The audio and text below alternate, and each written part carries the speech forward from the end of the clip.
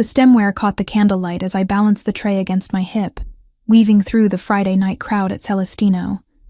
5 months of working here had taught me to navigate the narrow spaces between tables without disturbing the expensive conversations happening around me. The restaurant hummed with the kind of energy that came from people who had money to burn and nowhere else they needed to be. I set down the wine glasses at table 12, murmured something polite about their entrees arriving shortly, and turned back toward the kitchen. That was when Jessica caught my arm, her grip urgent enough to make me pause mid-step. "He's here again," she whispered, her dark eyes darting toward the private section near the back. "Third time this week. Fourth, if you count last Friday." I didn't need to ask who. For the past 2 months, the man in the corner booth had become as much a fixture of my Friday nights as the ache in my lower back and the smell of garlic that clung to my uniform. Alessandro something. I'd never caught his last name, but I'd caught him watching me more times than I could count. So, I adjusted the empty tray, keeping my voice level. "He tips well and doesn't complain. That's more than I can say for half the people here." Jessica's mouth curved into a knowing smirk. "Girl, he's not looking at you like a customer looks at a waitress. He's looking at you like nothing." I cut her off, already moving toward the kitchen. "Don't start with that. I'm not interested." The truth was more complicated than that.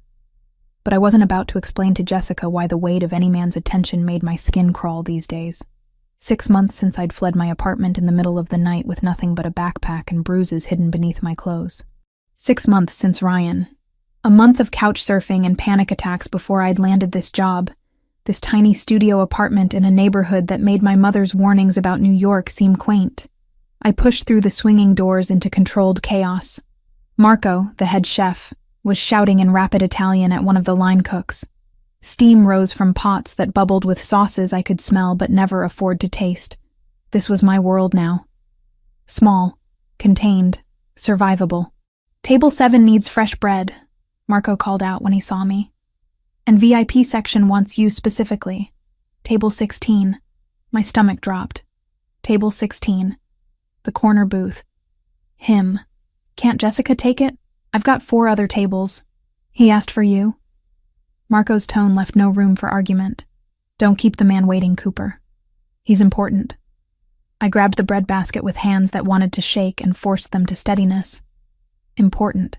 Everyone at Celestino was important, at least in their own minds. The difference was that when Alessandro walked in, the entire staff stood straighter. Even Marco, who treated politicians and celebrities with equal disdain, showed deference to the man in the corner booth. The walk across the dining room felt longer than it should have. I kept my eyes on the bread basket, on the crisp white tablecloth, on anything except the dark eyes I could feel tracking my approach. "Your bread, sir." I set the basket down with practiced efficiency, already turning to leave. "Wait." The single word froze me in place. His voice was quiet, almost gentle, but it carried weight. I turned back slowly, finally meeting his gaze. He was striking in a way that didn't photograph well, but commanded attention in person. Dark hair swept back from a face all sharp angles and shadows, with eyes so deep brown they appeared black in the candlelight. He wore a charcoal suit that probably cost more than 3 months of my rent, but he wore it like he'd forgotten he had it on. "Yes, sir? You've been working here 5 months." It wasn't a question, but I nodded anyway. "You're good at what you do. Efficient. Observant. You notice when someone's glass is empty before they realize it themselves." The compliment caught me off guard. Customers didn't notice things like that. They didn't notice me at all, which was exactly how I preferred it. "Thank you, sir. Is there something you need?" "Your name." "Haley." The word came out automatically before I could stop it, before I could remember that giving him even that small piece of myself felt dangerous. "Haley." He repeated it like he was testing how it felt. "I'm Alessandro Ferraro." The name meant nothing to me, but something in the way he said it suggested it should. I waited, uncertain what response he expected. Before either of us could speak again, the front door opened with more force than necessary. Cold November air rushed in, carrying with it a laugh I recognized with the kind of visceral dread that lived in my bones. Ryan. He stood in the entrance with a woman I didn't recognize draped on his arm. Blonde. Tall. Everything I wasn't. His eyes scanned the restaurant with predatory intent, and when they landed on me, his face split into a smile that made my blood run cold. "Cooper, what are you—" Jessica appeared at my elbow, then saw Ryan and went silent. "I need to go," I managed to say, but my feet wouldn't move. 6 months of running, of hiding, of building this careful new life, and he'd found me anyway.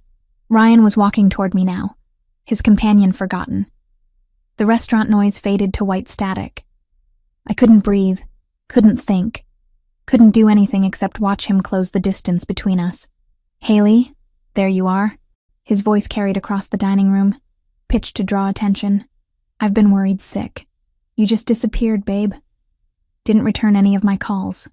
The lie was so smooth, so practiced. In his version of events, I was the unstable one. The one who'd run away for no reason, who needed to be brought back, who belonged to him. "I don't know you," I said, but the words came out weak, unconvincing even to my own ears. "Don't be like that."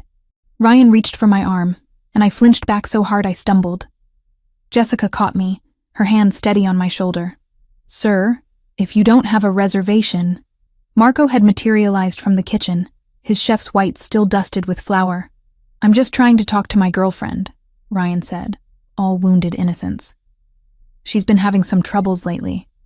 Mental health issues. I'm sure you understand." The words hit like physical blows. This was his pattern, his method. Discredit me first. Make everyone see me as the problem, as someone who couldn't be trusted to know her own mind. "She's not your anything." Alessandro's voice cut through the tension like a blade. He hadn't raised his volume, but somehow everyone in the vicinity fell silent. "And you need to leave." Ryan's attention snapped to Alessandro, dismissal already forming on his face. Then something shifted in his expression. Recognition, or maybe just survival instinct. Whatever he saw in Alessandro made him take an involuntary step backward.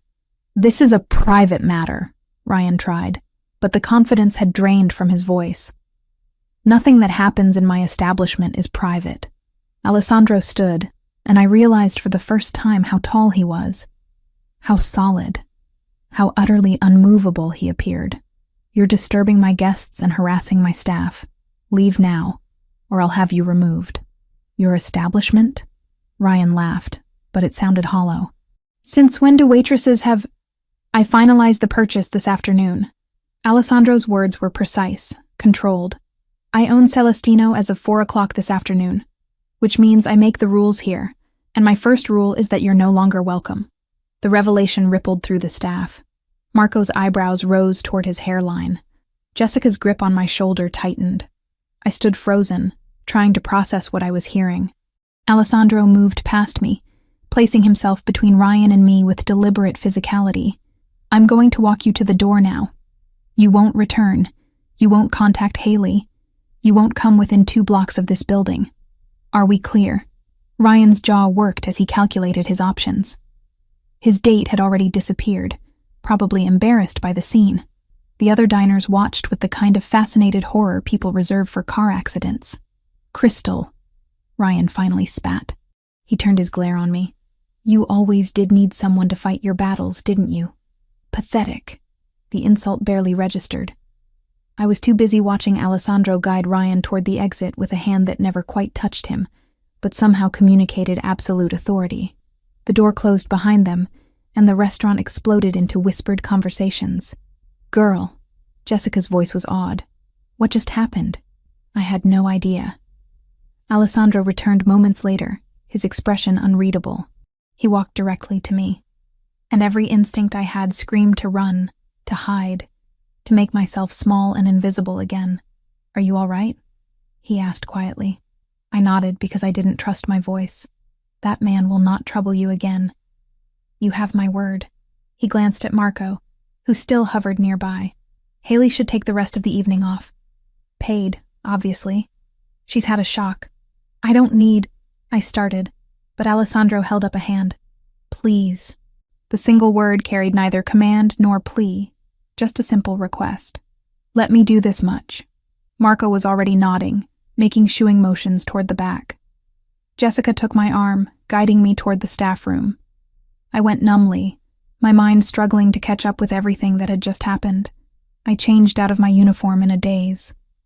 When I emerged, the restaurant had returned to its normal rhythm, as if the confrontation had been nothing more than a brief interruption. Only Alessandro remained in the hallway, leaning against the wall with his hands in his pockets. "I'll have my driver take you home," he said. "That's not necessary." The words came out sharper than I intended. "I can take the subway.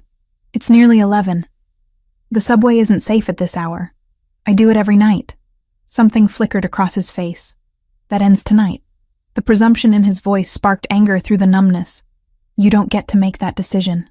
"You're right." He straightened, pulling something from his pocket. A business card, heavy cream stock with just a phone number embossed in black. "But I hope you'll accept this, at least. If you need anything at all." I took the card because refusing seemed more difficult than accepting. Our fingers brushed in the exchange, and I jerked my hand back like I'd been burned.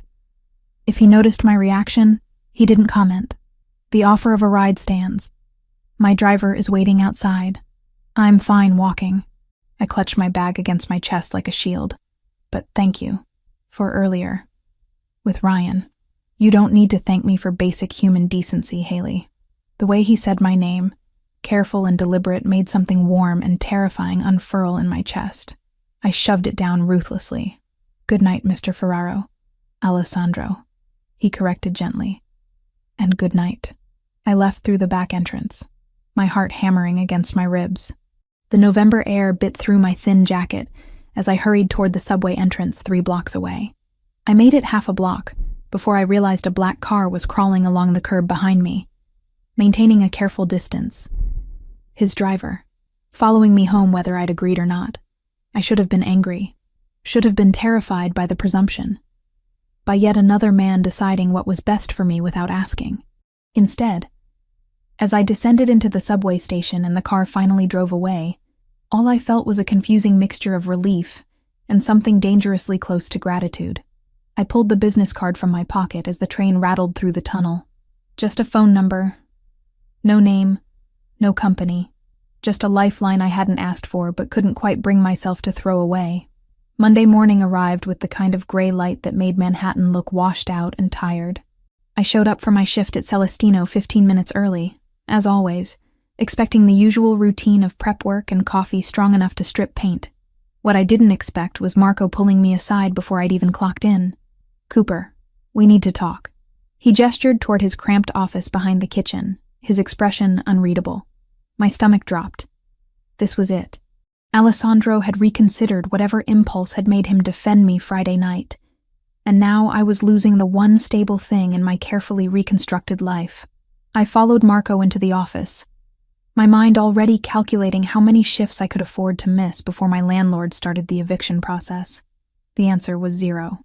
"There's been a change in your employment status," Marco said, settling into his chair. He pulled out a folder, flipped it open. "Effective immediately. You're being promoted to assistant manager. Salary is here." He slid a paper across the desk. I stared at the number. Read it 3 times to make sure I wasn't hallucinating. It was triple what I'd been making. Triple. I don't understand. Owner's orders. Marco's mouth quirked. "Apparently you made an impression." The warmth that had flooded through me at seeing the salary curdled into something cold and sharp. "I didn't ask for this. Most people don't turn down a promotion, Cooper. Most people weren't offered one by a man who knows nothing about their work."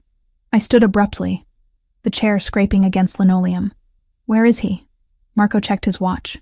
"Probably won't be in until lunch service." "Look, I don't know what happened Friday night, but whatever it was, take the win. You're good at what you do. You deserve this." Did I?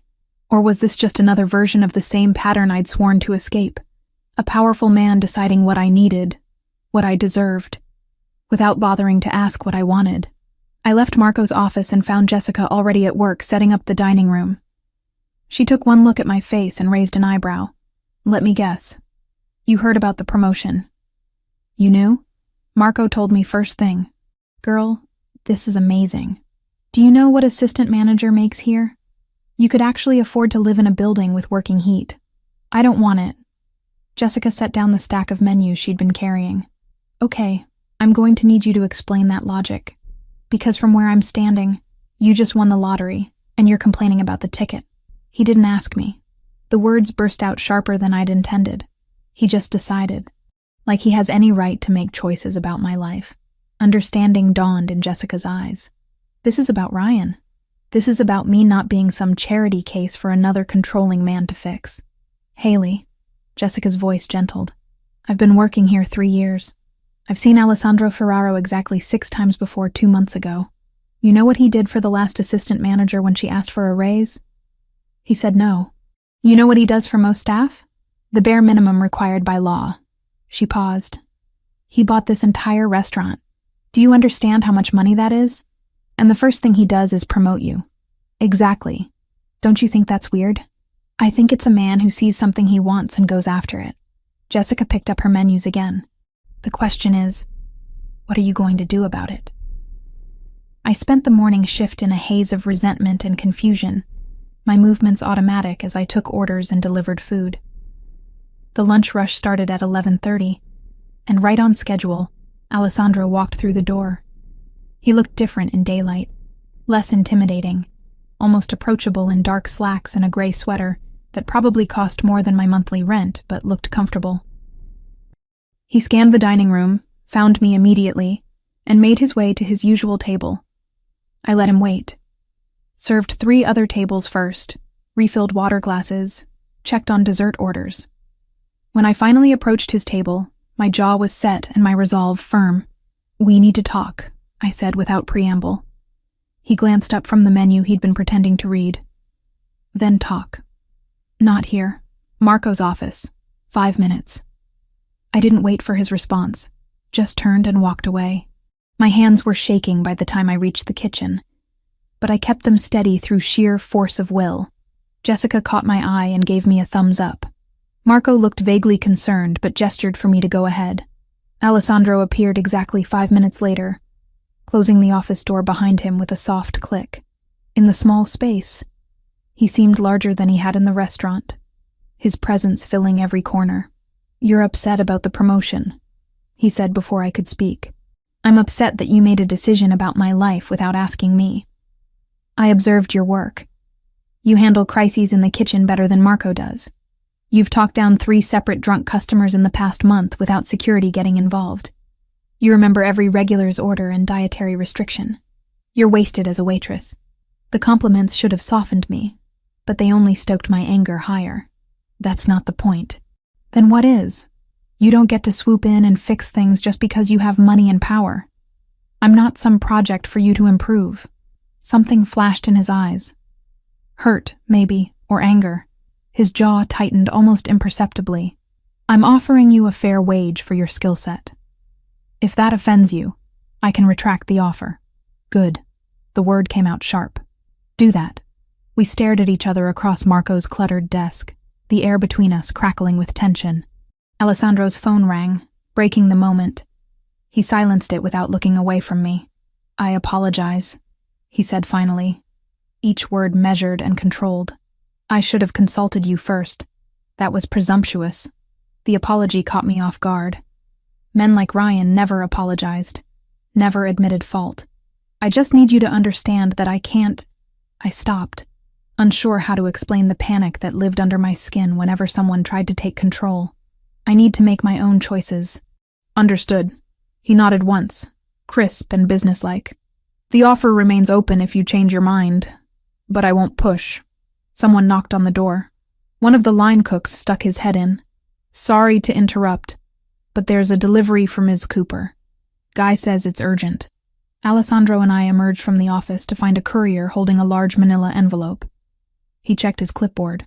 Haley Cooper? That's me. The envelope was heavy, official.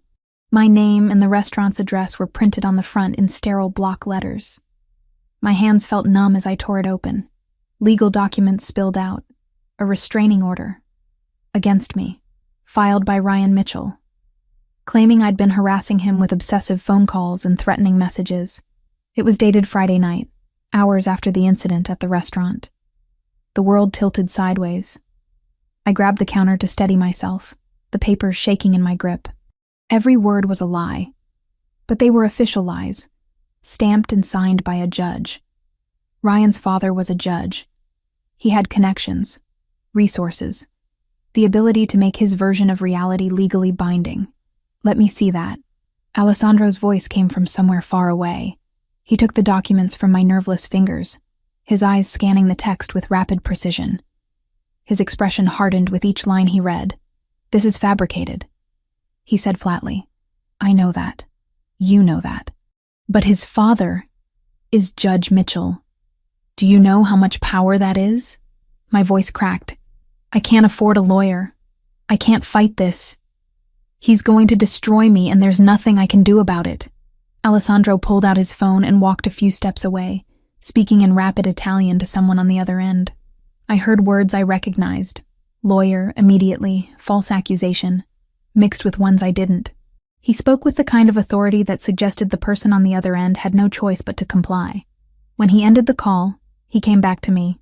"My attorney will have this dismissed by end of business today. You can't just watch me." He held up the restraining order. "Ryan Mitchell has made a critical error. He filed false legal documents. That's a crime, and his father's position won't protect him from serious criminal charges if I choose to pursue them." "Why would you do this?" The question burst out of me. "You don't know me. You don't owe me anything. Because it's wrong." He said it simply, as if that explained everything. Because men like him rely on their victims being too afraid or too poor to fight back, and because you deserve better than to be terrorized by someone you had the courage to leave. My throat tightened with unshed tears. I refused to cry in front of him, in front of anyone. Tears were weakness, and I'd learned the hard way that weakness only invited more pain. Alessandro's phone buzzed. He glanced at it, then back at me. "My attorney needs some information from you. It won't take long." He paused. "May I add my number to your phone? As an emergency contact?" The request was so simple, so reasonable, but it felt like standing on the edge of a cliff, about to step off into empty air. "This doesn't make us—" I stopped, not sure how to finish the sentence. "Friends? Allies? Something more dangerous?" "It makes you someone I can help if you need it," Alessandro said quietly. "Nothing more, nothing less." I handed him my phone with trembling fingers.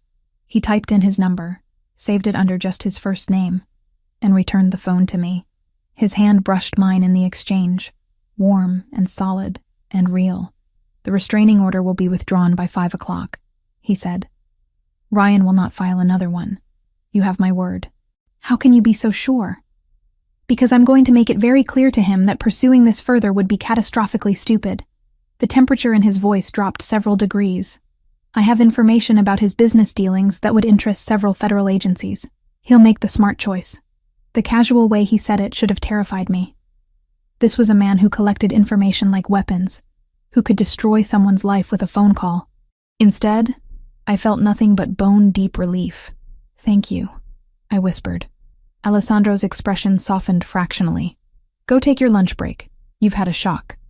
When you come back, we can discuss the promotion like rational adults, if you're willing." I nodded, not trusting my voice. Jessica materialized at my elbow as Alessandro walked away, guiding me toward the staff room with gentle efficiency. "Okay, spill," she said once we were alone. "What just happened?" "I don't know." I sank onto the battered couch, my legs finally giving out. "He's going to make the restraining order disappear. Just like that. Like it's nothing." Jessica sat beside me, her expression uncharacteristically serious. "Haley, I need you to listen to me. Alessandro Ferraro isn't just some rich guy who owns restaurants. People are scared of him. Important people. You saw how Marco acted Friday night. What are you saying?" "I'm saying be careful. He's interested in you. That much is obvious. But men like him don't do anything without expecting something in return." Her words echoed my own fears, but they rang hollow against the memory of Alessandro's controlled fury when he'd read that restraining order, against the gentle way he'd asked permission before adding his number to my phone. My phone buzzed. A text from an unknown number. "Restraining order withdrawn. Judge Mitchell has been formally walled off from anything involving you going forward. Ryan has been strongly encouraged to relocate out of state. You're safe now. I I showed the message to Jessica. Her eyebrows rose toward her hairline. "Girl," she said slowly, "that man just made a legal problem disappear in under 2 hours. On a Monday. Do you understand how much power that takes?" I did. And it terrified me almost as much as it reassured me. My phone buzzed again. This time it was from Ryan's number. Just 3 words. "You'll regret this." My blood turned to ice. Alessandro had been wrong. Ryan wasn't smart enough to back down, wasn't rational enough to recognize when he was outmatched. He would keep coming, keep trying to hurt me, until one of us was destroyed. I forwarded the message to Alessandro without letting myself overthink it. His response came immediately. Noted. Forwarding to my attorney. This constitutes harassment.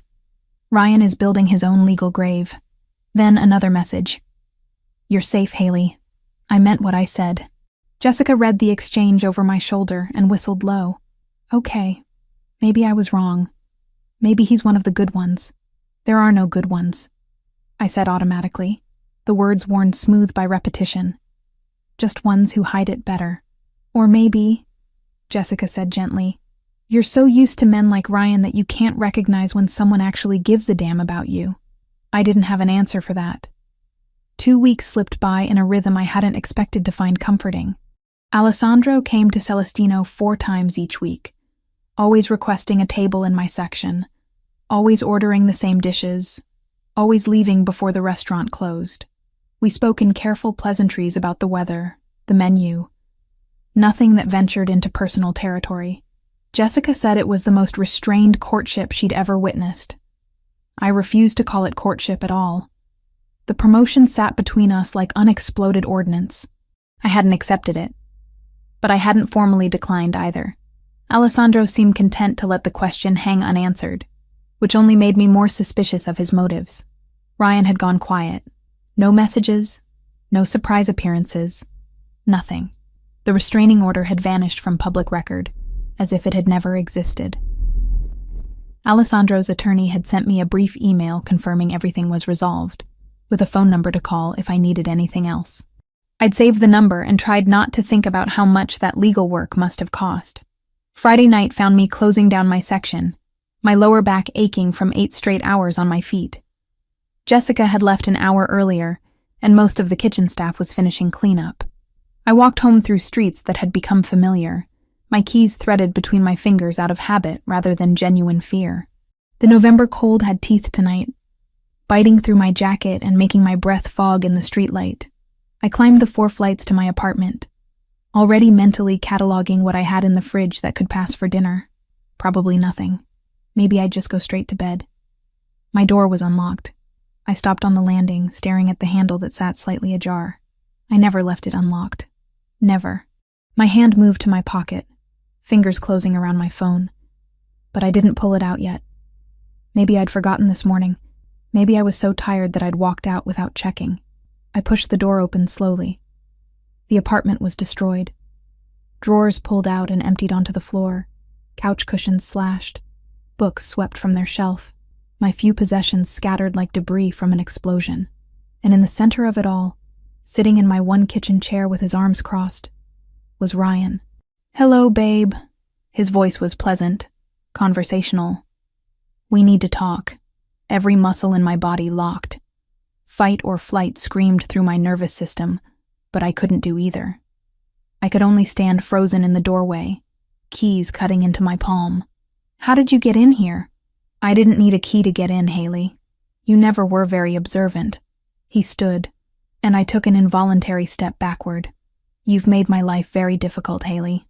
I think you owe me an apology. Get out." My voice came out steadier than I felt. "Get out, or I'm calling the police." "Are you?" Ryan moved closer, backing me into the hallway. "Because I've been thinking about that restraining order. The one your new boyfriend made disappear. That was illegal, you know. I could press charges. Against you, against him. Imagine what the police would think when they heard you've been sleeping with a criminal to get favors.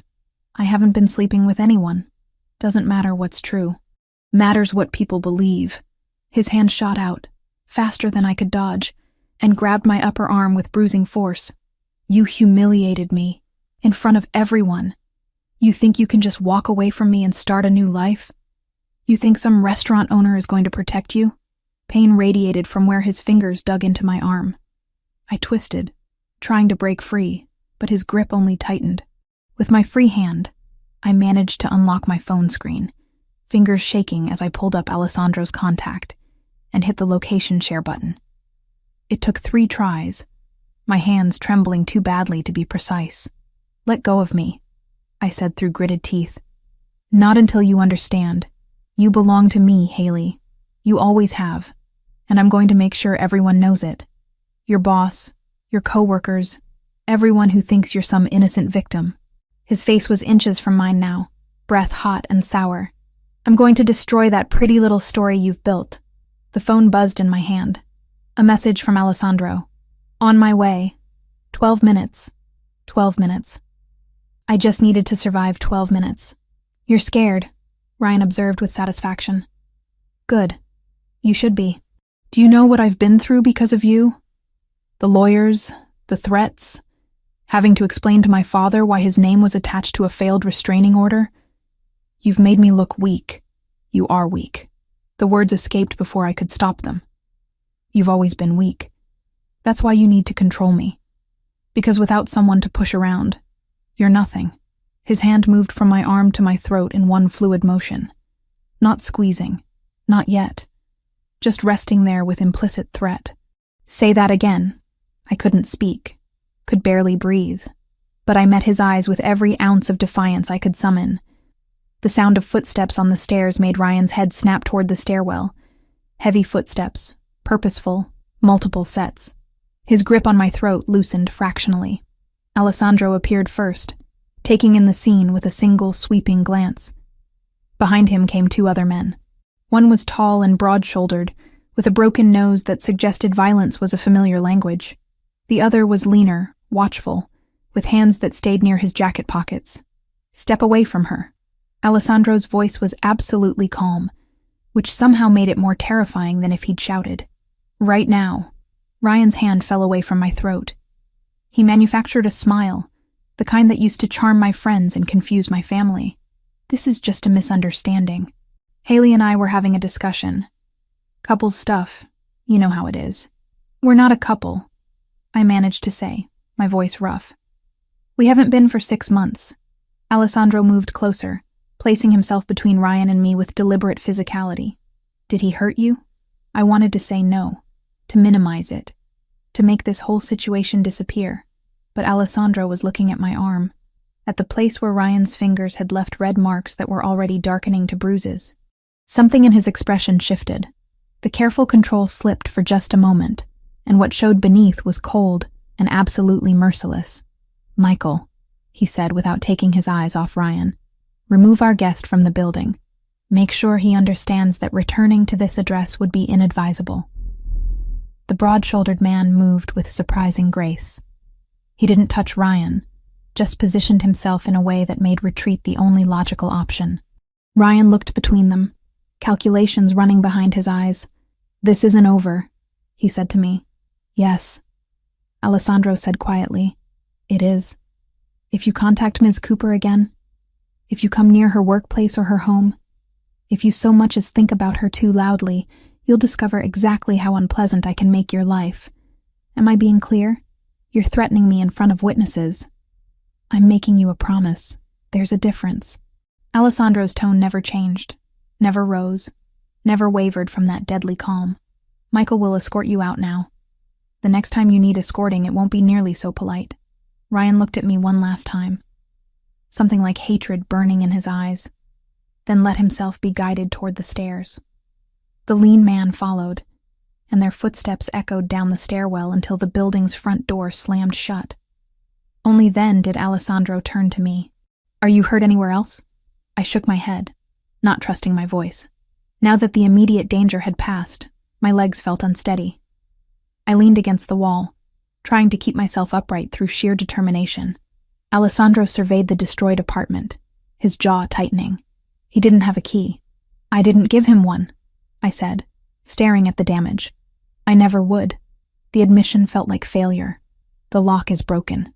Alessandro crouched by the door, examining the mechanism. He damaged it, forcing his way in. This door won't lock properly tonight. Alessandro's thumb moved over his phone. Michael is calling the police and the building manager, he said, voice clipped with control. There will be a report. Photos. A paper trail. His gaze lifted to mine. He doesn't get to do this and vanish into the dark. I'll wedge a chair under the handle. I've done it before. He stood, brushing off his hands. You're not staying here. I don't have anywhere else to go.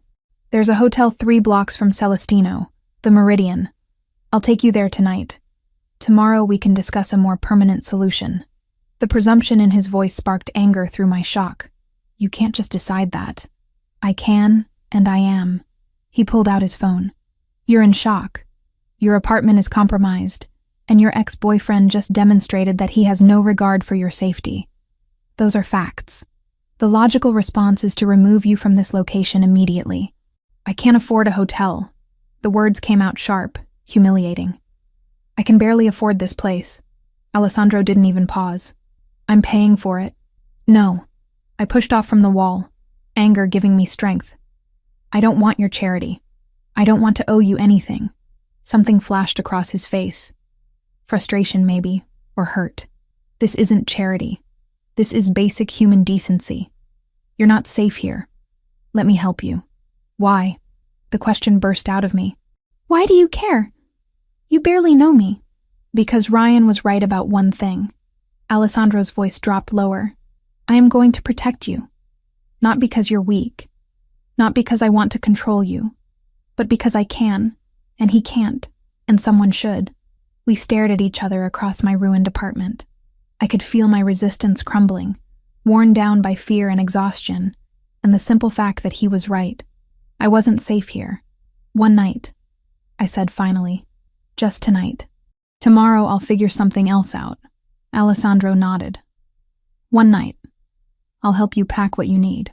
He moved through my apartment with efficient purpose, finding my backpack amid the destruction and beginning to gather clothes. I watched numbly as he folded my things with unexpected care, selecting practical items without asking for guidance. A change of clothes, toiletries from the bathroom, the book I kept on my nightstand. Ready? He asked when the bag was full. I took one last look at the apartment. It had never been much, but it had been mine. My first place after escaping Ryan. My first taste of real independence. Seeing it destroyed felt like watching a piece of my hard-won freedom crumble. Yes, I whispered. The drive to the hotel passed in silence. Alessandro's car was warm and quiet, insulated from the city noise. I pressed my forehead against the cool window and tried not to think about how much my arm hurt where Ryan had grabbed me.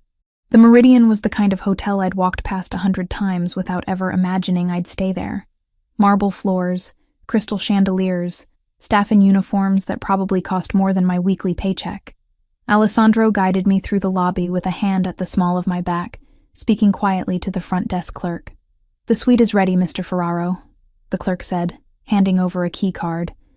Is there anything else you require? Privacy, Alessandro said simply. The suite was on the 12th floor, all clean lines and muted colors, with a view of the city that made Manhattan look almost beautiful. I stood in the doorway, unable to make myself walk inside. It felt like crossing a threshold I couldn't uncross. Haley, Alessandro's voice was gentle. You're safe here. No one knows you're in this building except me and the front desk, and they won't tell anyone. The door locks. The room is paid for. You can rest. Thank you. The words came out barely audible. I don't know what I would have done if you hadn't... Don't. He held up a hand. You don't need to thank me for doing what should be done. Get some sleep. We'll talk in the morning about next steps. He turned to leave, and something in me panicked at the thought of being alone with my thoughts, with the memory of Ryan's hand on my throat. Alessandro. He stopped, looked back. Thank you anyway, even if you think I shouldn't say it. His expression softened in a way I'd never seen before. Good night, Haley. Lock the door behind me. I did, the deadbolt sliding home with a solid click that made me feel fractionally safer. Then I stood in the middle of the beautiful suite and finally let myself fall apart. Morning light filtered through the hotel curtains in shades of gold that seemed too gentle for how I felt.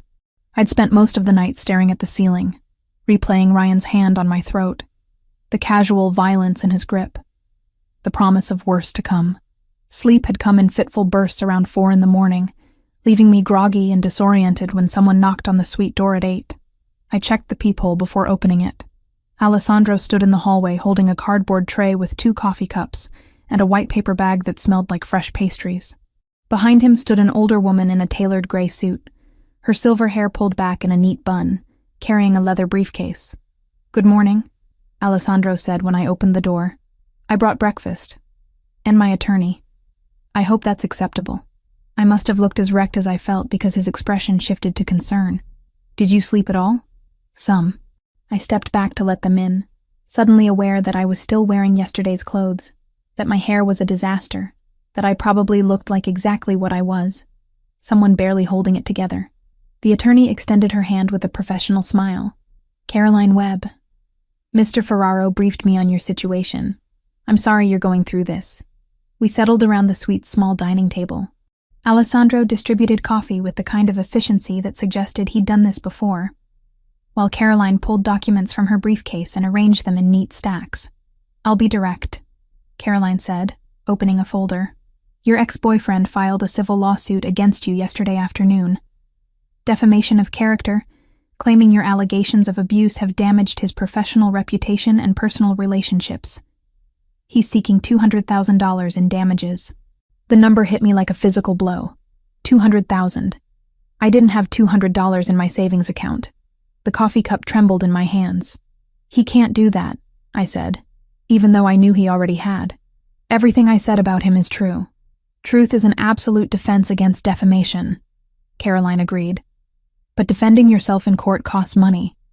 Legal fees for a case like this could easily run $50,000 or more. Ryan's banking on you not being able to afford representation, which would result in a default judgment in his favor. So he wins." My voice sounded hollow, even to my own ears. "He gets to destroy me, and there's nothing I can do about it." "That's not what I said." Caroline's tone was firm, but not unkind. "I'm willing to represent you pro bono. No charge for my services." I looked between her and Alessandro, trying to understand the catch. "Why would you do that?" "Because I don't like bullies," Caroline said simply. "And because Alessandro asked me to. We've worked together for 15 years. When he tells me someone needs help, I listen." Alessandro had been quiet during this exchange, his attention seemingly focused on his coffee, but I could feel him watching me, gauging my reactions. "There's more you should know," Caroline continued. "I did some preliminary investigation into Ryan Mitchell's background. He owes approximately $80,000 to various creditors, including some individuals who don't take kindly to missed payments. He has a pattern of behavior with former girlfriends. 2 separate women filed complaints about harassment and assault, but both cases were dismissed when the women suddenly declined to testify. Likely they were paid off or intimidated into silence. Each revelation made my stomach tighten. I'd known Ryan was cruel, but hearing it laid out in legal terms made it real in a way my own experiences hadn't.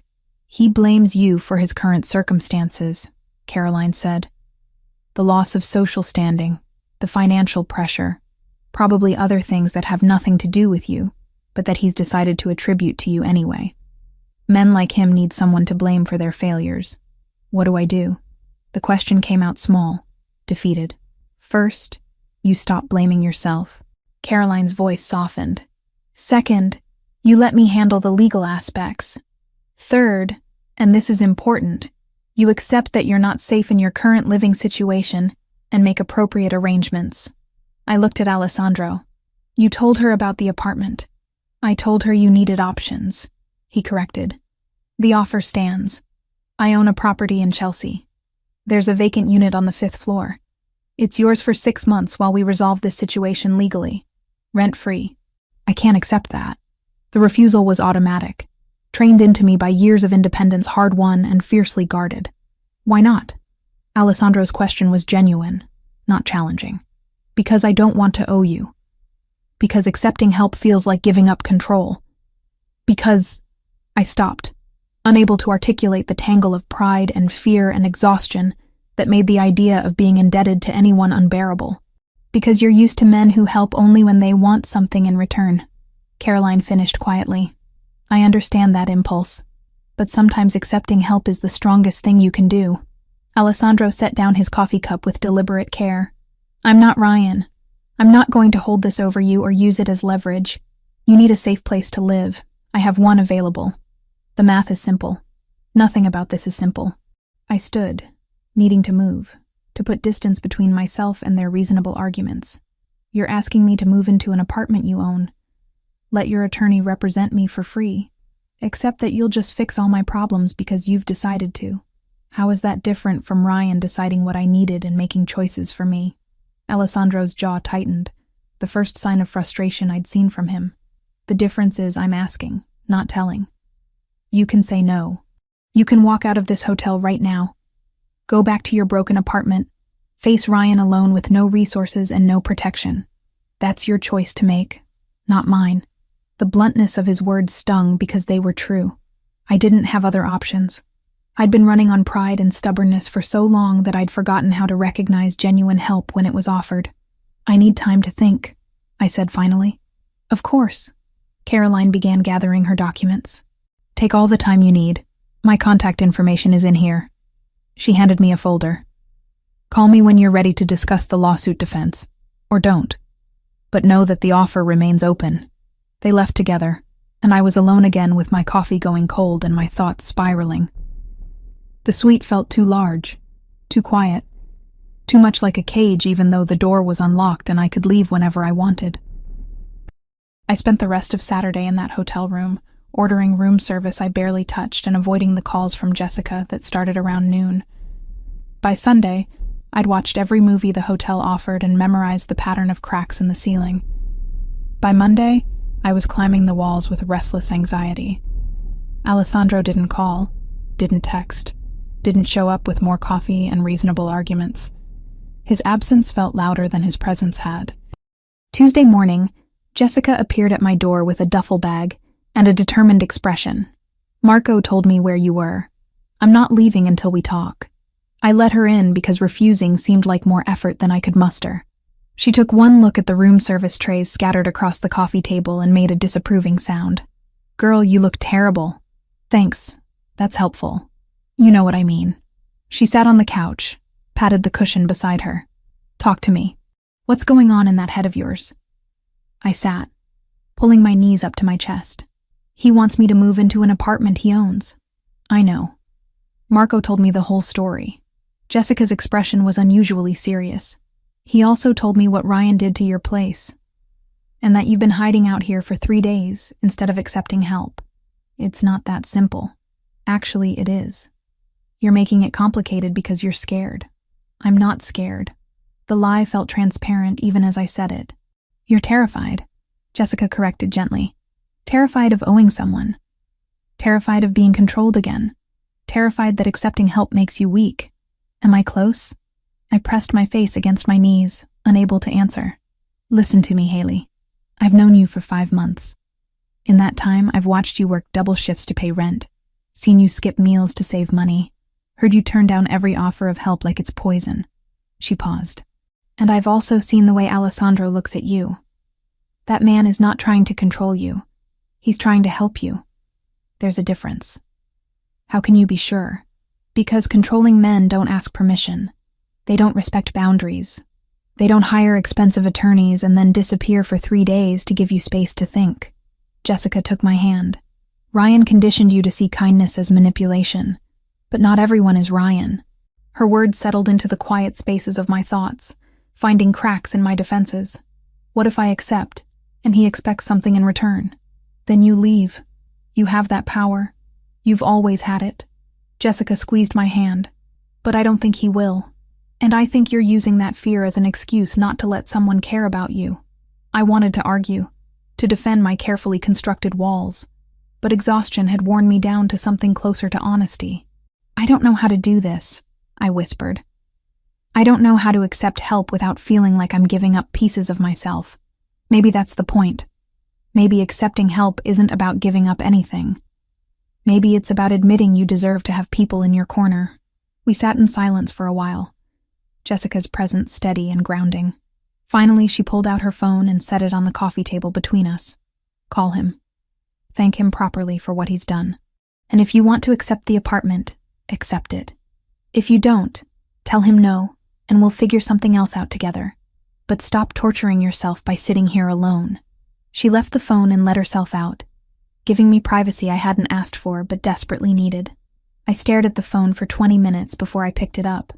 Alessandro answered on the second ring. Haley, just my name, but I could hear the question in it. Are you all right? No, I admitted. But I will be, I think. What do you need? The question was so simple, so open. Not what he thought I needed, not what he'd decided was best. Just asking. I need to accept your help, I said, the words coming easier than I'd expected. The apartment, the attorney, all of it. If the offer still stands. It does. His voice warmed perceptibly. When would you like to see the place? Now, if that's possible. I can't stay in this hotel anymore. I'm losing my mind. I'll be there in 10 minutes. He arrived in 8, looking like he'd run the whole way. His hair was slightly disheveled, his jacket unbuttoned, and there was actual relief in his expression when he saw me. You're sure about this? He asked. No, but I'm doing it anyway. Something like respect flickered across his face. That's the bravest thing you could have said. The drive to Chelsea passed in comfortable silence. Alessandro didn't push me to talk, didn't ask questions, just let me exist in the quiet space of the car while the city rolled by outside. The building was beautiful in an understated way. Red brick with white trim, a small courtyard garden, security cameras discreet but visible. The lobby was clean and well-maintained without being ostentatious. 5th floor, Alessandro said, leading me to the elevator. Corner unit. It's been vacant for about 6 months. I had it cleaned and furnished last month. Just basic pieces, but you can add whatever you'd like. The apartment took my breath away. Hardwood floors, large windows that let in afternoon light, a kitchen with actual counter space, a bedroom that could fit more than just a bed. It was twice the size of my old place, 100 times nicer, and the rent would normally be completely beyond my means. The building has security, Alessandro was saying, walking me through the space. Cameras in the lobby and hallways, coded entry at the front door. The locks are new. I had them changed last week. You'll be the only one with a key. Last week, I repeated. You did this last week, before you knew if I'd accept. He had the grace to look slightly embarrassed. I wanted to be prepared if you said yes. That's incredibly presumptuous. Yes, he agreed. It is. I apologize. I walked to the windows, looking down at the street below. People hurried past, wrapped in scarves and winter coats, living their normal lives. From up here, the city looked manageable instead of overwhelming. Thank you, I said without turning around. For this. For the attorney. For showing up when I needed help. For respecting my space when I needed time. For all of it. I heard him move closer, stopping a careful distance behind me. You're welcome. For what it's worth, I don't do this lightly. Involving myself in someone's life. But something about you. He stopped, searching for words. You deserve to feel safe. Everyone does. But you especially. Why especially? Because you're still fighting. After everything he put you through, you're still standing. That takes strength most people don't have. I turned to face him. He was close enough that I could see the amber flecks in his dark eyes. The faint lines at the corners that suggested he didn't smile often, but sometimes did. I'm not as strong as you think I am. You're stronger. His voice was certain. Moving into this apartment doesn't make you weak or indebted or anything except smart. It makes you someone who recognizes when accepting help is the strategic choice. Strategic, I echoed, almost smiling. Is that what we're calling it? Would you prefer I call it what it is? Me wanting to make sure you're safe because the alternative is unacceptable? His expression turned serious. I sleep better knowing you're in a building with security cameras and working locks. Call it selfish if you want, but it's true. The admission hung between us. Honest and vulnerable in a way I hadn't expected from him. I'll take it, I said. The apartment. For 6 months, like you offered. And I'll pay you back somehow, when this is all over. There's nothing to pay back. But if it makes you feel better to think of it as a loan, We can call it that. It does make me feel better. He nodded, understanding in his expression. Then it's a loan. Interest-free, due whenever you decide you're ready. The terms were ridiculous, the kind of loan no bank would ever offer, but I accepted them anyway because I needed the illusion of control even if we both knew it was exactly that. An illusion. When can I move in? Whenever you'd like. Today, if you want. I can have Michael help bring over whatever you need from your old apartment. The thought of going back to that destroyed space made my chest tighten. But I needed my things. The few possessions that mattered to me. Today would be good, I said, if it's not too much trouble. It's not. He pulled out his phone, sent a quick text. Michael will meet us there in 30 minutes. We'll get what you need, bring it back here, and you can start settling in. Just like that. Just like that, he confirmed. It seemed impossible that my life could shift so dramatically in the span of a single conversation. But when we left the apartment an hour later with Michael's help to retrieve my belongings, I felt something I hadn't felt in months. Hope. Maybe Jessica was right. Maybe accepting help wasn't weakness. Maybe it was the first step toward building something that actually felt like home. 3 weeks in the Chelsea apartment had done something I hadn't expected. It had given me back my ability to sleep through the night. The building was quiet, in a way my old place never had been, insulated from street noise by good windows and actual insulation. My neighbors were professionals who nodded politely in the hallway, but respected boundaries. The security cameras in the lobby made me feel protected instead of watched. Jessica noticed the difference immediately when I showed up for my shift on a Wednesday morning. You look human again, she said, adjusting the silverware on table 6. Like, actually rested. It's weird seeing you without those dark circles. Turns out having working locks and heat that doesn't quit at 2 a.m. makes a difference. I finished folding napkins into the precise triangles Marco insisted on. Who knew? I knew. I've been telling you for months that your old place was a dump. She paused, studying me more carefully. He's still coming around? She didn't need to specify who.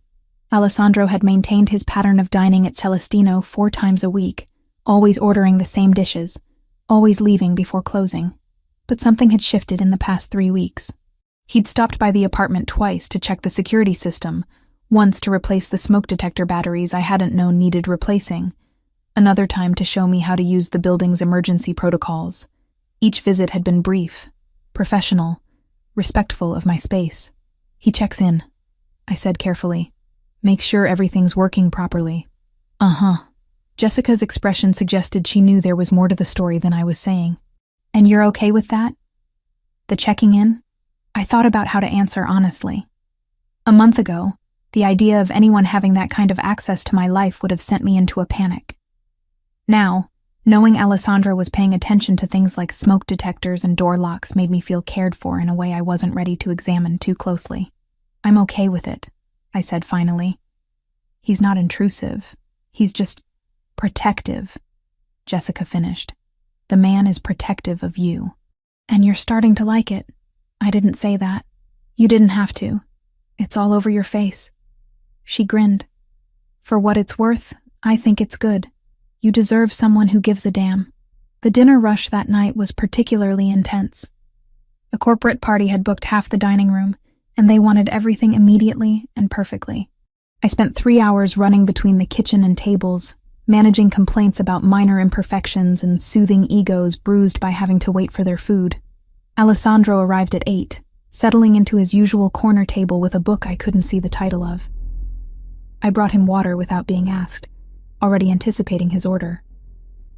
Busy tonight, he observed, glancing at the corporate crowd that was getting progressively louder with each round of wine. They're celebrating closing some deal. They'll be here until we kick them out. I pulled out my order pad. The usual? Please. He closed his book, giving me his full attention in that way he had that made me feel like the only person in the room. How's the apartment? Any issues? It's perfect, really. You don't need to keep checking. I'll decide what I need to check. There was no heat in the words, just statement of fact. The heat is adequate. The hot water pressure is good. Everything is more than adequate. It's the nicest place I've ever lived. I meant it as simple truth. but something in his expression softened at the admission. Good. That's good. I was about to head to the kitchen with his order when the sound reached us. Sharp, unmistakable. 3 cracks in rapid succession that made everyone in the restaurant freeze. Gunshots. Close. Too close. Alessandro was on his feet instantly, phone already to his ear. Michael. Status. He listened for 3 seconds. Lock it down. Send everyone home now. Yes, including the kitchen. Marco appeared from the back, his face pale. Was that what I think it was? 3 blocks south. Alessandro's voice was absolutely controlled, but I could see tension in the line of his shoulders. Close the restaurant. Send your staff home with security escorts. No one walks alone tonight. You can't just... Marco started, then seemed to remember who he was talking to. Yes, sir. Right away. The restaurant dissolved into organized chaos. Staff members grabbed coats and bags, while Alessandro made rapid calls arranging transportation.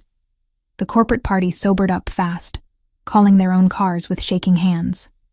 Within 20 minutes, Celestino was empty except for Marco, Alessandro, Jessica, and me. Jessica. Alessandro turned to my friend. Michael is outside with a car. He'll take you wherever you need to go. I can take the subway. Michael will take you. It wasn't a request. Jessica met my eyes, saw something in my expression, and nodded. Thanks. Haley, I'll call you tomorrow. She squeezed my arm on her way out, leaving me alone with Alessandro and Marco. I'll lock up, Marco said. You two should go. I followed Alessandro out the back entrance where his car waited, engine running. The driver I didn't recognize held the door open, his expression carefully neutral. Alessandro gestured for me to get in first, then slid in beside me. The car pulled away from the curb smoothly, but I could feel the tension radiating from Alessandro like heat from a furnace. His jaw was tight, his hands clenched into fists on his thighs. In the dim light from passing street lamps, I noticed something dark spreading slowly across his left sleeve. You're bleeding, I said, the words coming out sharper than intended. It's nothing. Let me see. I reached for his arm, and he pulled away slightly. Haley, it's just a graze. I've had worse. The casual way he said it made my blood run cold. A graze from what? Those gunshots? I was closer than I should have been. It's already stopped bleeding. I'll clean it when I get home. Or you could let me clean it at my apartment since we're going there anyway. I kept my voice level, but my hands were shaking. You said I needed an escort home. Fine. But you're going to let me look at that wound. He studied me for a long moment, then nodded once. If it will make you feel better, it will. The rest of the drive passed in heavy silence. When we reached my building, Alessandro dismissed his driver with instructions to return in an hour. I led him upstairs, hyper-aware of his presence behind me, of the way he moved with careful precision that suggested pain he was hiding. Inside the apartment, I pointed to the bathroom. Sit on the edge of the tub. I'll get supplies. He obeyed without argument, which told me the injury was worse than he wanted to admit. I found the first aid kit he'd insisted on stocking in my bathroom cabinet weeks ago, and returned to find him carefully peeling off his jacket and rolling up his shirt sleeve. The wound was a deep gash across his upper arm, still oozing blood. Not life-threatening, but definitely more than a graze. This needs stitches, I said, opening the kit with trembling hands. It's fine. Just clean it and wrap it. Alessandro, I can't go to a hospital. Too many questions. His eyes met mine, and I saw something raw in them. Please, just do what you can. I wanted to argue, but the look on his face stopped me. Instead, I soaked gauze in antiseptic and began cleaning the wound as gently as I could. He didn't flinch, didn't make a sound, just sat perfectly still while I worked. What happened? I asked quietly. And don't tell me it was random violence. Those shots were too close to the restaurant to be coincidence. Alessandro was silent for so long I thought he wouldn't answer. Then, do you really want to know? Once I tell you, you can't unknow it. I want to know. I pressed clean gauze against the wound, applying pressure. I think I deserve to know why someone shot at you close enough that I heard it. He took a breath, let it out slowly. There's a Russian organization that's been trying to expand into territory I control. Shipping routes, primarily. We've been negotiating, but talks broke down last week when they realized I wasn't going to concede the ports. Tonight was their way of sending a message. What kind of message? That they know about you. His voice went flat. They've been watching the restaurant. They know you work there. They know you live in a building I own. They're trying to figure out if you're valuable enough to me to be used as leverage. The gauze in my hands went still. Used as leverage for what? To make me give them what they want. Territory, money, concessions. They think if they threaten you, I'll fold. He looked up at me, his expression harder than I'd ever seen it. They're not entirely wrong. The implication settled over me like cold water. This is about me. They shot at you because of me. No. His hand caught mine, stopping my movements. They shot at me because they're desperate and stupid. You're not responsible for what they choose to do, but I am the reason you're a target. I've been a target my entire adult life, Haley. That's not new. What's new is having someone I care about potentially in their crosshairs. He released my hand, letting me go back to bandaging. Which is why I need to give you an option. My hands resumed their work automatically while my mind raced ahead. What kind of option? I have connections.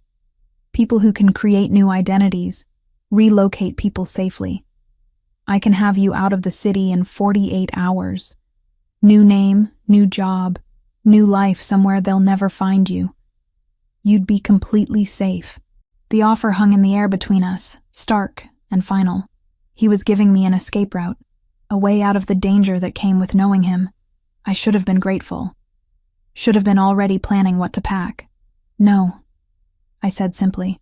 Haley, no. I finished wrapping the bandage, securing it with careful precision. I'm not running again. I spent 6 months running from Ryan, and it didn't make me safe. It just made me alone. This is different. These people are dangerous, I know. You've made that clear. I stepped back, meeting his eyes. But here's what you don't seem to understand. I'm tired of running. I'm tired of letting fear make my decisions. And I'm tired of men telling me what's best for me without asking what I actually want. What do you want? His voice was quiet, intense. I want to stop feeling like my life is something that happens to me instead of something I choose. I wrapped my arms around myself, suddenly cold despite the bathroom's warmth. I want to feel like I matter to someone without it being about control or ownership. I want... The words caught in my throat. What I wanted was standing in front of me, wounded and worried, and offering me safety at the cost of everything else. I want to stay, I finished softly. Here. In this apartment, at my job, in this city. With you in it. Something shifted in Alessandro's expression. The careful control cracked, showing something raw and unguarded beneath. He stood slowly, favoring his injured arm, and moved close enough that I could feel the heat of him. You don't know what you're saying. You don't understand what being close to me means. Then explain it to me. I refused to step back, refused to let fear win again. Tell me exactly what it means so I can make an informed choice instead of one made out of panic. It means security escorts, limited freedom, always looking over your shoulder. It means people like the Russians will see you as a weapon to use against me. His jaw tightened. It means I'll do everything in my power to keep you safe. But there are no guarantees. No promises that nothing will ever happen. Life doesn't come with guarantees. My voice was steadier than I felt. Ryan taught me that. The difference is with you, I get to choose. You're not forcing me into anything. You're offering me options and respecting whatever I decide. You're right, I am. He lifted his uninjured hand, fingers hovering near my cheek without quite touching. But I need you to be absolutely certain. Because if you stay, if you choose this, I won't be able to let you go. The admission hung between us, heavy with meaning. This wasn't about protection anymore. This was about something neither of us had been willing to name until now. I'm certain, I whispered. His control finally snapped. The hand at my cheek moved to cup the back of my head, fingers tangling in my hair as he pulled me close. His mouth found mine with desperate precision, kissing me like I was oxygen and he'd been drowning. I kissed him back with equal desperation, my hands fisting in his shirt, pulling him closer despite his injury. All the tension of the past 3 weeks, all the careful distance we'd maintained, exploded into this single point of contact. He kissed like he did everything else, with absolute focus and intensity. His good arm wrapped around my waist, pressing me against him. I could feel his heart hammering against my chest, could taste coffee and something darker on his tongue. When we finally broke apart, both breathing hard, his forehead rested against mine. "This is a terrible idea," he said, but he didn't let go. Probably. My hands were still twisted in his shirt. But I'm done making only safe choices. He pulled back enough to look at me, his eyes searching mine. "You're vulnerable right now. Scared. I won't take advantage of that." "You're not taking advantage. I'm choosing you." I met his gaze steadily. "There's a difference." "There is." His thumb traced my lower lip with heartbreaking gentleness. "Which is why I'm going to leave now. Before we do something you'll regret in the morning." "I won't regret it." "Maybe not." He pressed a kiss to my forehead, soft and achingly tender. "But I need you to be sure. I need you to choose me when you're not running from something else. Can you understand that?" I did, even though every nerve in my body was screaming for him to stay. He was giving me time, space, respect. Everything Ryan had never offered. "Go," I said, even though the word hurt. "But come back, please. Tomorrow." It was a promise. "We'll talk tomorrow. Really talk. About what this means, what you're choosing, all of it." He left, and I locked the door behind him with shaking hands. My lips still tingled from his kiss. My hands still remembered the feel of his shirt beneath my fingers. Every part of me wanted to chase after him, to pull him back, to finish what we'd started. But he was right. I needed to be sure, needed to choose him from a place of strength, not fear. Tomorrow, I would make that choice. Tonight, I would let myself feel the weight of it, the possibility and the danger and everything in between. Alessandro didn't come back the next day, or the day after that. By the third day, I'd stopped checking my phone every 5 minutes for messages that never arrived.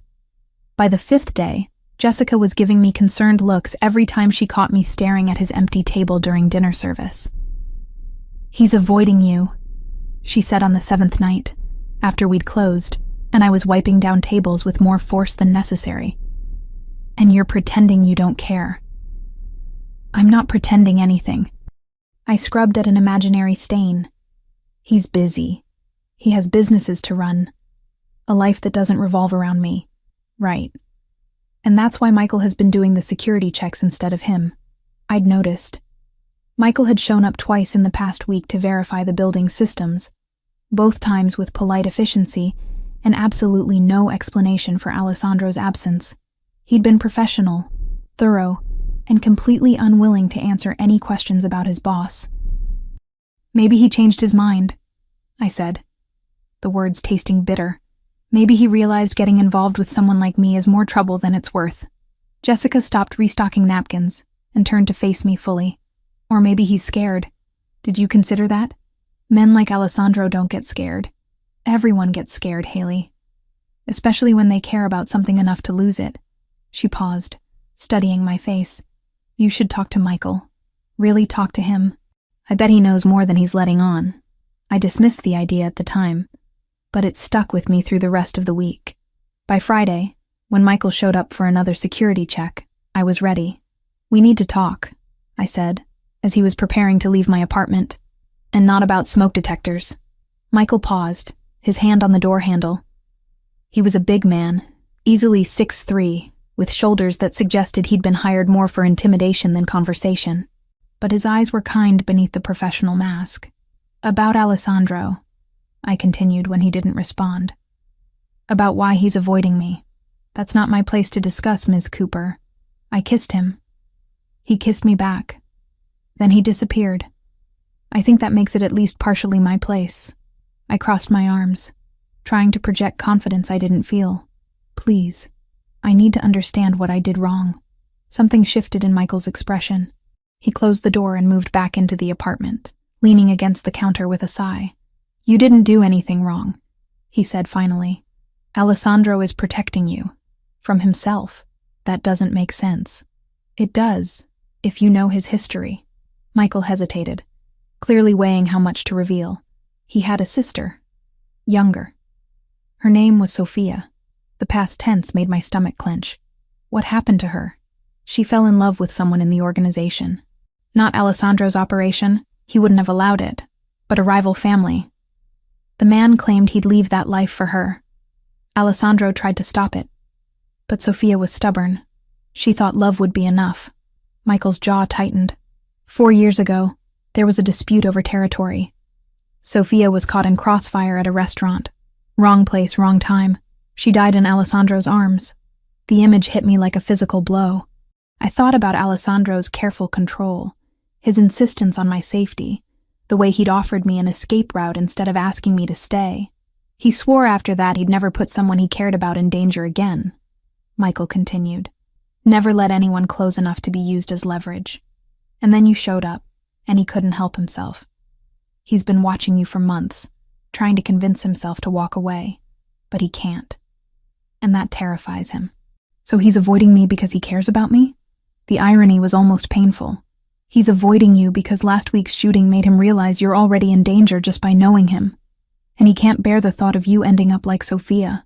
Michael straightened. That's why I'm telling you this, Ms. Cooper. If you're going to pursue this, you need to understand what you're asking him to overcome. It's not just about danger. It's about 4 years of grief and guilt. After Michael left, I sat on my couch for an hour, processing everything he'd told me. Alessandro wasn't avoiding me because he'd changed his mind. He was avoiding me because he was terrified of losing me the way he'd lost his sister. I pulled out my phone and sent a text to Michael. What's Alessandro's office address? The response came immediately, along with a warning. He won't be happy, I told you. I'll take that risk.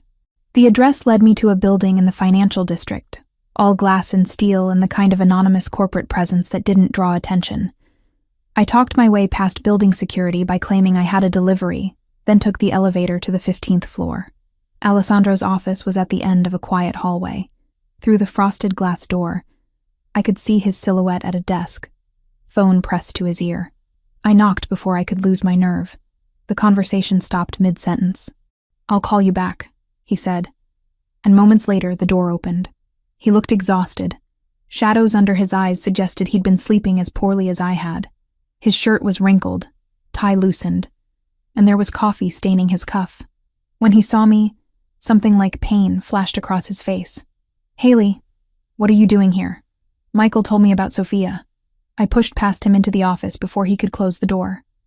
About what happened to her. About why you've been avoiding me. Alessandro's expression closed off immediately. Michael had no right. He had every right. Someone needed to tell me the truth instead of letting me think you'd just decided I wasn't worth the trouble. I turned to face him. Anger and hurt and understanding all tangled together. You can't protect me from everything, Alessandro. And you can't make my choices for me. I watched my sister die because she chose to be with someone in this life, he said, his voice raw. I held her while she bled out on a restaurant floor. Do you understand what that means? What it did to me? I understand that it was tragic and unfair, and not your fault. I took a step closer, but I'm not Sophia. And you're not the person who killed her. You can't punish yourself forever for something you couldn't control. I can keep you safe by staying away from you. No, you can't. The Russians already know about me. They already see me as leverage. Staying away won't change that. It'll just make me face it alone instead of with you. I moved closer still, until I was near enough to see the gold flecks in his dark eyes. I'm choosing this, Alessandro. Knowing the risks, understanding the danger, fully aware of what happened to your sister. I'm choosing you anyway. His control was fracturing. I could see it in the tension of his shoulders, the way his hands clenched at his sides. You don't know what you're asking. Then tell me. Tell me exactly what I'm asking for so I can prove I understand. You're asking me to let you into a world where violence is currency and loyalty is survival. You're asking me to care about you knowing that caring makes you a target. You're asking me to trust that I can keep you safe when I couldn't keep my own sister safe. His voice cracked on the last word. I can't lose someone else. I can't. You won't. I closed the final distance between us, placing my hands on his chest, where I could feel his heart racing. Because I'm not going anywhere. Not because you're protecting me, but because I'm strong enough to stand beside you. There's a difference. For a long moment, we stood frozen, his eyes searching mine for certainty. Then something in him broke. His arms came around me, pulling me close with desperate intensity. I can't stay away from you, he said against my hair. I've tried. These past 7 days have been torture. Then stop trying. I pulled back enough to look at him. Stop protecting me from yourself and let me in. Really in. All the way. His mouth found mine in answer, the kiss deeper and more certain than the one we'd shared in my bathroom. This wasn't desperation or fear. This was choice. His hands framed my face like I was something precious, and I kissed him back with everything I had. When we finally broke apart, both breathing hard, he rested his forehead against mine.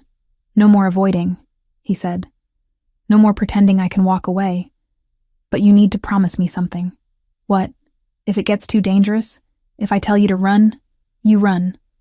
No arguments, no hesitation. You trust me enough to do that. I promise. The words came easier than I'd expected because I understood what he was really asking. Not for obedience, but for the assurance that I valued my own life enough to protect it. Then we're doing this. He pulled back, his expression still serious but lighter somehow. Really doing this. You and me. You and me, I agreed. And for the first time in a week, I felt like I could breathe properly. The next 2 weeks were a revelation. Alessandro stopped treating me like something fragile that might shatter under pressure. We fell into a rhythm of dinners at my apartment, conversations that lasted until 2 a.m, stolen kisses in the back hallway of Celestino when he thought no one was watching. He told me about his childhood in Italy, about his parents who'd built the organization from nothing, about Sophia's laugh and her terrible taste in music. I told him about my parents, dead in a car accident when I was 19. About the student loans I'd taken to put myself through culinary school. About the dreams of being a chef that Ryan had systematically crushed. About the shame of staying as long as I had with someone who hurt me. Shame is a weapon abusers use, Alessandro said one night, his fingers tracing patterns on my arm as we lay on my couch. It keeps you silent, keeps you from seeking help. You survived him. That's not shameful. That's strength. Jessica noticed the change immediately. She pulled me aside during a slow lunch service, her expression caught between happiness and concern. You two are together now, she said. It wasn't a question. Yes. Good. He's been different these past 2 weeks. Lighter. I didn't think Alessandro Ferraro knew how to be light. She paused. Just promise me you're being careful. Not just physically. Emotionally. I promise. Because I see the way you look at him, girl. And I see the way he looks at you. This isn't some casual thing. This is real. She was right. What Alessandro and I had was terrifyingly real, built on honesty and trust, and the kind of vulnerability neither of us had offered anyone else. It should have scared me. Instead, it felt like the first genuine thing I'd had in years. The charity event was Alessandro's idea. A small fundraiser for a children's hospital, he explained. Low-key, minimal publicity, just local business people supporting a good cause. I could wear something comfortable, meet a few of his associates, leave whenever I wanted. I borrowed a wine-colored dress from Jessica, simple and elegant without being flashy. Alessandro picked me up in his car, and the approval in his eyes when he saw me made me feel beautiful in a way I hadn't felt in years. The event was exactly what he'd promised, understated and genuine. I met his business partners, shook hands with people whose names I recognized from news articles, drank champagne that probably cost more than my weekly paycheck. Alessandro kept his hand at the small of my back, a constant warm presence that made navigating the unfamiliar social territory bearable. We were leaving when someone asked for a photo. Just a quick picture for the hospital's website, the organizer explained. Alessandro looked at me, silently asking permission. I nodded. The photo was innocent, his arm around my waist, both of us smiling at the camera, nothing scandalous or newsworthy. I forgot about it the moment it was taken. 3 days later, it was everywhere. Someone had posted it to social media with a caption identifying Alessandro by name. From there, it spread, shared, commented on, dissected by people who had opinions about who Alessandro Ferraro spent time with and why. I was working a dinner shift when Michael appeared, his expression grim. He spoke quietly to Alessandro, who'd been dining alone at his usual table. I watched Alessandro's face harden, watched him pull out his phone and scroll through something that made his jaw clench. He stood abruptly and crossed to where I was refilling water glasses. "We need to go. Right now. I'm in the middle of my shift. Marco will understand." "Michael, bring the car around to the back entrance." His hand found mine, squeezing once. "Please, Haley. Trust me." The urgency in his voice cut through my confusion. I followed him to the back, calling an apology to Jessica as we passed. She waved me on, her expression worried but understanding. In the car, Alessandro finally showed me his phone. The photo from the charity event, reposted dozens of times with increasingly speculative captions. But that wasn't what made my blood run cold. It was the message he'd received an hour ago. A photo of me leaving Celestino that morning, edited to show a red laser sight centered on my back. "The Russians," I whispered. "They're escalating, making it clear they know exactly where to find you." His voice was controlled, but I could hear the fury beneath it. "I'm pulling you from the restaurant effective immediately. You're not to go anywhere without security. Anywhere at all. For how long? Until I eliminate the threat." He met my eyes. "I know you want autonomy. I know you hate feeling controlled. But this is non-negotiable. Your safety comes first." I wanted to argue, wanted to insist I could still live my life despite their threats. But the image of that laser sight kept flashing through my mind. "Okay," I said quietly. "What do you need me to do?" Relief washed over his features. "Stay at the apartment. Michael will be stationed in the building. Jessica can visit, but only after being cleared by security. I'm handling the Russian problem personally." "How?" His expression went cold. "You don't want to know." He was probably right. But as we drove through the city toward my apartment, past people living normal lives without death threats and organized crime, I wondered what exactly I'd chosen. Not just Alessandro, but everything that came with him. When we reached the building, Alessandro walked me up himself. At my door, he pulled me close, holding me like he was afraid to let go. "This will be over soon," he promised, "and then we can have something that looks like normal." "I don't think we're built for normal," I said, but I held him just as tightly. After he left, I called Jessica. She answered on the first ring. "I heard what happened," she said immediately. "Marco told everyone. Are you okay?" "I'm safe. Scared, but safe." I sank onto the couch, exhaustion catching up with me. "Jessica, I don't know if I can do this. Living in fear, having security escorts, knowing there are people who want to hurt me just because of who I care about. Then you know how he feels every single day," she said gently. "Welcome to loving someone whose life comes with complications." The word hung between us. Love. I hadn't said it yet, hadn't let myself think it. But Jessica was right. This was what love looked like in Alessandro's world. Fierce and protective and terrifying. "I'll come by tomorrow," Jessica promised. "Bring food and terrible movies. We'll get through this." After we hung up, I sat alone in my apartment, doors locked and security systems armed, and thought about choices. I'd chosen Alessandro knowing the risks.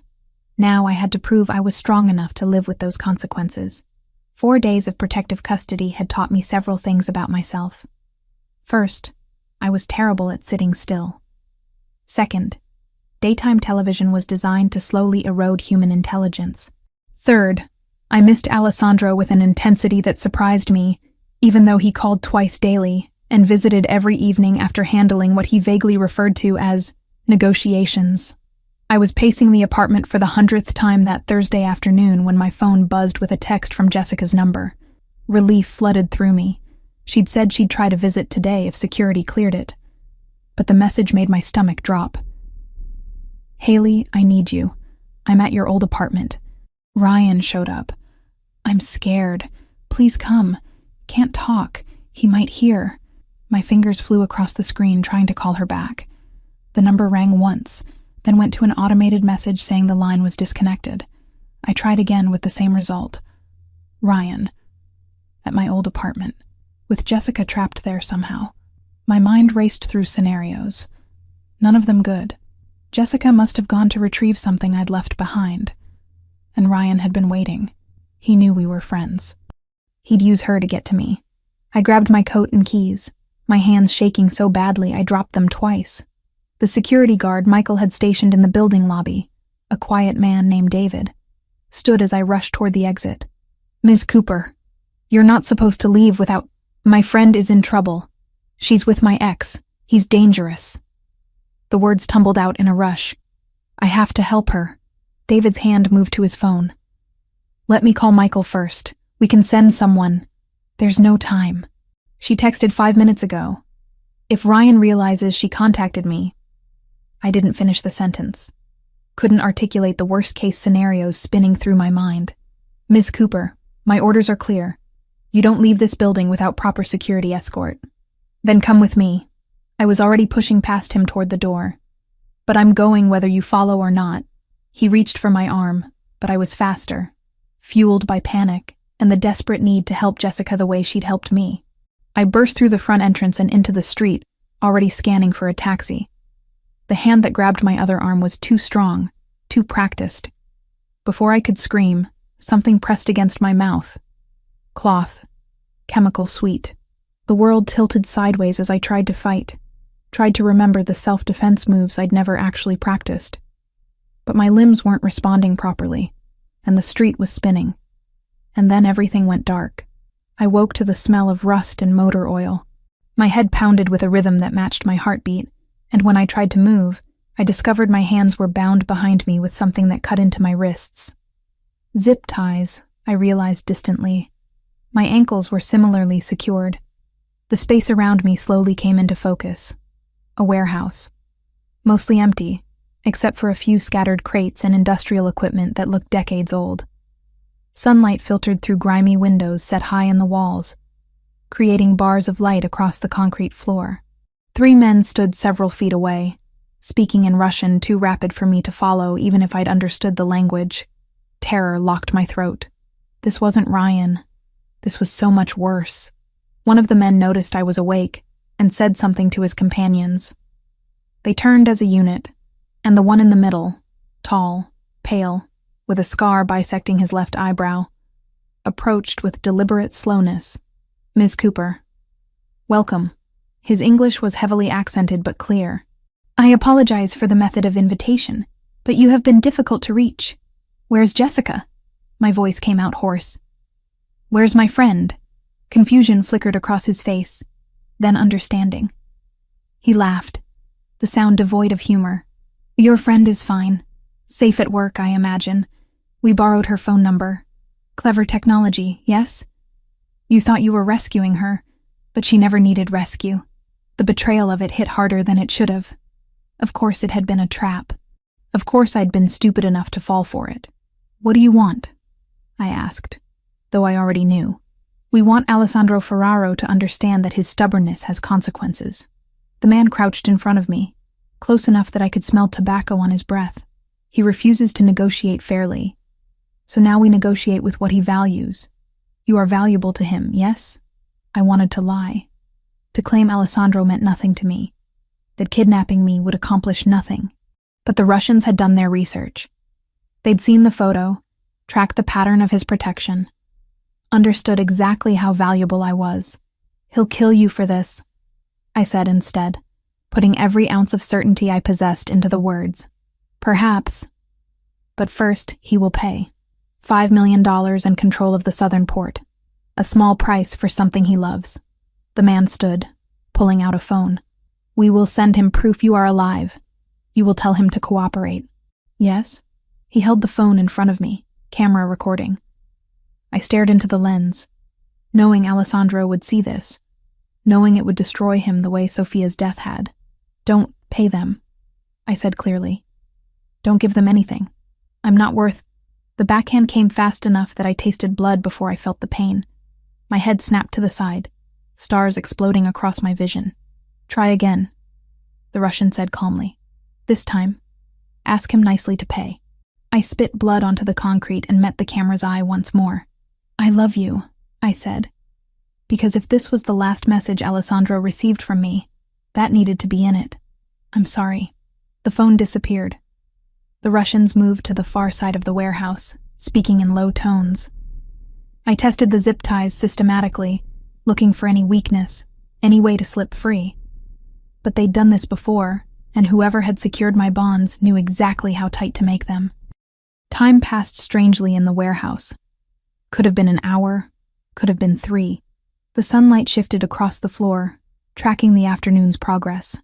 I thought about Alessandro receiving that video, about the expression on his face when he saw me bound and bleeding, about Michael and Jessica and everyone who'd told me to be careful, to stay put, to trust that I was protected. I'd been so arrogant, thinking I could handle this world, thinking love and determination were enough to survive the kind of danger Alessandro lived with daily. The sound of an engine outside made all 3 Russians tense. The leader barked orders, and the other 2 pulled weapons from their jackets. Guns, matte black and professional. They took positions near the warehouse's main entrance, a massive rolling door that looked like it hadn't moved in years. "Your hero arrives," the leader said to me. Right on schedule. So predictable. These men in love. The door began to rise with a mechanical screech that set my teeth on edge. A figure stood silhouetted in the opening. Alessandro, alone, carrying a black duffel bag that presumably held $5 million in cash. "Don't come in!" I shouted, my voice cracking. "It's a trap!" He came in anyway, because of course he did. His eyes found me immediately, and I watched something in his expression fracture at seeing me tied and injured. But his voice when he spoke was absolutely controlled. "I have what you asked for. Let her go. First, we verify the money." The Russian leader gestured to one of his men, who advanced toward Alessandro with weapon drawn. Everything happened at once. Glass shattered from above as figures dropped through the high windows on rappelling lines. Michael's voice shouted, "Down!" and Alessandro dove toward me while gunfire erupted from multiple directions. The warehouse transformed into chaos, shouting in Russian and English, the sharp crack of weapons, the smell of cordant burning in my nose. Alessandro's body covered mine, his weight pressing me flat against the concrete as bullets whined overhead. I felt rather than heard his sharp intake of breath, felt wetness spreading across his shoulder where it pressed against my cheek. "Stay down," he said through gritted teeth. "Don't move." The firefight lasted maybe 90 seconds, though it felt like hours. When silence finally fell, my ears were ringing, and my heart was trying to hammer through my ribcage. Alessandro rolled off me carefully, his face pale but determined. His shoulder was bleeding through his shirt, the wound spreading crimson across gray fabric.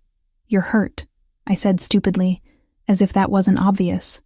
"I'm fine." He pulled a knife from his pocket and began cutting through the zip ties with shaking hands. "Are you hurt? Did they—" "I'm okay. Scared, but okay." The ties fell away, and I could finally move my hands, could reach up to touch his face and confirm he was real. "You shouldn't have come alone. You shouldn't have risked." There was never a question of risk. His hands framed my face with heartbreaking gentleness. "You're mine to protect. That doesn't have conditions." Michael appeared, checking the Russians who lay motionless across the warehouse floor. His team, 4 others I didn't recognize, were already moving through the space with tactical efficiency, securing weapons and checking for additional threats. "Clean," Michael called out. "Warehouse is secure. We need to move before police arrive." Alessandro helped me to my feet, his injured arm hanging awkwardly at his side. I pressed my hand against his wound, trying to slow the bleeding. He didn't flinch, just kept his good arm around my waist as we made our way to the waiting vehicles. The ride to the hospital passed in a blur of sirens, and Michael's calm voice on the phone coordinating with what sounded like law enforcement. Alessandro kept his eyes on me the entire time, his thumb tracing circles on my wrist like he needed the physical confirmation I was alive. "I'm so sorry," I said for the 10th time. "I thought Jessica was in danger. I didn't think—" "You thought like someone who loves her friends and wants to protect them. That's not wrong." His voice was rough with pain and something deeper. "But we're going to have serious conversations about security protocols after this. After you get treated for the bullet wound you took because of me. I'd take 100 bullets if it meant keeping you safe." He said it like it was simple fact, not dramatic declaration. That's what this means, Haley. Loving someone in this world. It means being willing to bleed for them. The hospital staff recognized Alessandro immediately and rushed him into treatment with efficiency that suggested they'd done this before. I refused to leave his side, holding his hand through the process of cleaning and stitching the wound. The bullet had gone clean through the fleshy part of his shoulder. Painful, but not life-threatening, the doctor assured us. When we were finally alone in the private room they'd given him, Alessandro pulled me onto the bed beside him with his good arm. "I need to ask you something," he said, his voice serious despite the pain medication making his words slightly fuzzy. "And I need you to really think before you answer. Okay, move in with me. Not the Chelsea apartment. My home. Permanently. Not because of security or protection or any practical reason." He took a breath. "Because I love you. Because I want to wake up next to you every morning and know you're safe and mine. Because I'm done pretending this is temporary." Tears I'd been holding back since the warehouse finally broke free. "I love you too. So much it terrifies me." "Is that a yes?" "Yes." I kissed him gently, careful of his injuries. "Yes to all of it. Your home, your life, your impossible, dangerous, beautiful world. I choose you, Alessandro. Completely."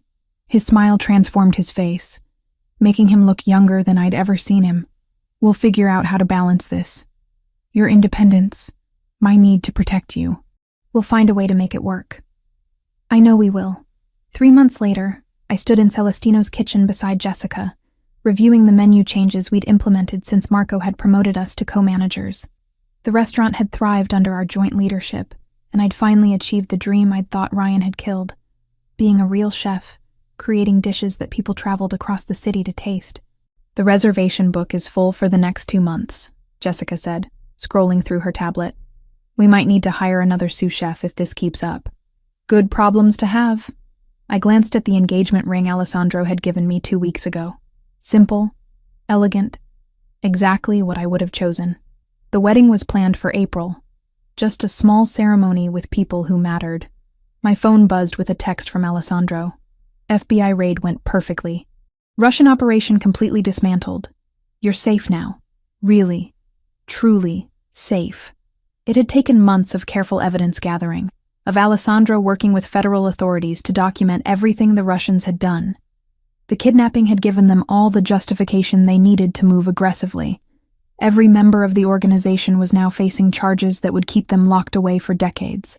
And Ryan had been arrested last month for conspiracy, fraud, and a dozen other charges after Alessandro had provided recordings of his dealings with the loan sharks who'd cooperated with authorities in exchange for reduced sentences. He'd be in prison for the next 10 years, minimum. "You okay?"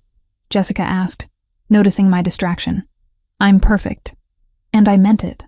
For the first time in my adult life, I felt genuinely safe, genuinely loved, genuinely certain of my choices. That evening, Alessandro picked me up from work in his car. The drive to his home, our home now, took us through Manhattan as the sun set, painting the buildings in shades of copper and gold.